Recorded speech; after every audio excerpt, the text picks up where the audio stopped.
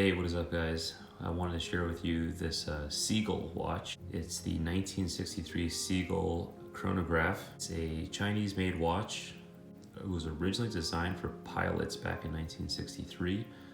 As you can see, it has a very vintage vibe to it. It's kind of like I think it's sort of like a reissue from Seagull. The original had, acrylic, and all of these editions are not the original. They're just, reproductions of the original. This particular version has a sapphire glass, and it also has a display case back. From a design perspective, you can see it's very beautifully done. It has those vintage vibes all around. The gilt lettering and indices, hour indices, the blued, not thermally blued, but painted blue hour and minute hand, as well as the chronograph subdial. This lettering here actually means China, Tianjin, which is a city in China. Presumably that's where these were made or originally made. And then this 21 zuan, I think, means like jewel, so it's a 21 jewel movement.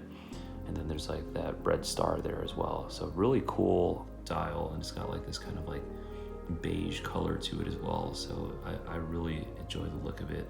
And then you can see there's no crown guards. It's just very keeping true with the vintage DNA of this watch. It originally came on a green NATO strap, which I think actually fit the watch appropriately. It kind of fit sort of like the military vibe. And I actually thought the quality was okay. I know I've seen a lot of reviews that give the quality of the strap some flack, but my only reason for switching out that strap was it adds a little bit of thickness, and then also it covers the display case back. So I actually opted for this brown leather strap from Barton, and this actually is a really good quality.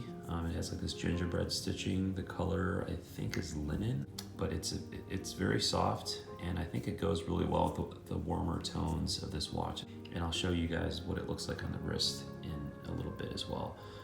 No lume on this watch. It's, in keeping with the vintage style. 38-hour power reserve mechanical hand winding movement. There's a star on the crown as well.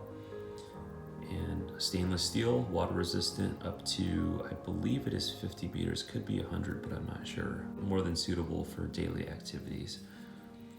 Let me go ahead and turn this around. 38 mil thick in diameter as well. 13 mil thick, and then 18 lug to lug. You can see the display case back here is very beautiful.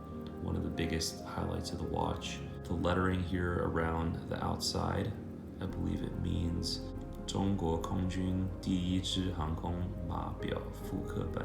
China's Air Force first reissue edition of this watch, basically. in short is what it means. And China, Tianjin here, 1963. You'll see some painted blue screws here. Again, not thermally blued, but painted on, but still very nice to see nonetheless. Some gold tone wheels. You can see like the purple jewels there as well. And then the balance bridge there as well. Start the chronograph, you would press the upper button here to start the chronograph. To pause, you would press it again, and reset, you would press the lower pusher. To set the time on this watch, you would just pull out the crown to one position. It's non-hacking, manual wind, and non-screw down as well. It's really cool to see the action of the chronograph from the case back. When you press the activation pusher, you can see the middle wheel there, which is in charge of that. Seconds hand starts to move. And then if you flip it around, you can see the second hand here start to move. And then once it reaches a full minute, you will see this hand actually pop over to the first minute position. So as it approaches a minute, on the left there, if you were able to make it out, you can actually see the minute wheel move or shift over into the 1 minute position, which is pretty cool. And then over here on the flip side of the watch, you'll see that the minute counter has moved. Pause the chronograph action. You'll see that it pauses it, and then when you reset, you'll see that it all resets. I actually picked this example up from a seller on Chrono24, which is sort of like the premier watch marketplace. I picked this one example up for about $150, which is, I think, a really good deal for a mechanical chronograph that's also, you know, very, very well built and has that vintage appeal. You'll see quartz chronographs out there for, you know, $300-400, which is, I think, way overpriced. And I think this watch is just a really great deal considering what you're getting. You're getting a really cool design. You're getting a display case back with an in-house chronograph, and you're getting some, you know, just really interesting design language as well.